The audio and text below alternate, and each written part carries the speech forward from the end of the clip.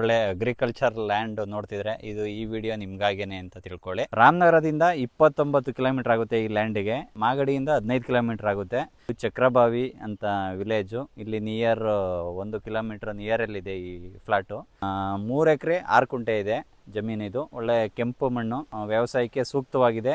ಫಾರ್ಮರ್ಸ್ಗೂ ಒಳ್ಳೆ ಭೂಮಿನೇ ಇದು. ಮಾವಿನ ತಾಟ ಇದೆ, ಆದರೆ ಮೇಂಟೆನೆನ್ಸ್ ಇಲ್ಲ. ಆದರೆ ಅಷ್ಟೇ. ಎಕರೆಗೆ 65 ಲಕ್ಷ ಹೇಳ್ತಿದ್ದಾರೆ. ಲೈಟಾಗಿ ನೆಗೋಷಿಯಬಲ್ ಆಗುತ್ತೆ. 3 ಎಕರೆ 6 ಕುಂಟೆ.